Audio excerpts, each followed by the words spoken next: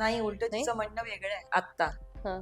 तिचं असं म्हणणं आहे की माझा नवरा जेव्हा मला सोडून गेला हं. किंवा तो काही सोडून नाही गेला, जे काही झालं, मी हार नाही मानली. मी 4थ्या-5व्या दिवशीच कामाला लागले होते हं. ते सगळं विसरून. कारण त्या धक्क्यातून ती निघालीच नव्हती, ती बोलतच नव्हती कोणाशी, आई माझी.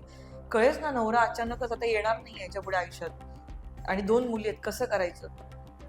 तर तर ती म्हणे मी त्याच्यातून निघाले. आता जर जी 25 वर्ष तू घासली आहेस किंवा जी तू मेहनत केली आहेस ना, आता तू खरं म्हणजे ही मेहनत फुकट नाही जाऊ दिली पाहिजे. बरोबर.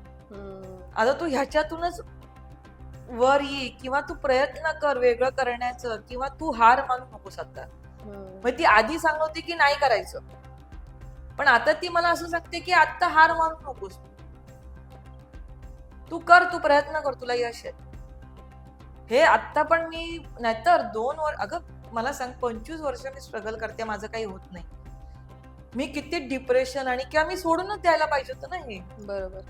म्हणजे आईचा सपोर्ट आहे. आत्ता सपोर्ट आहे. ती म्हणते आत्ता तुला खरं सपोर्टची गाणी. खरोखर मी मधल्या काळात मला ना भीती वाटायची काम करताना किंवा हे. तर तिने मला सांगितलं की तू जे काम केलंयस ना ते बघ, ते मोबाईलवर येतं ना तुमच्या.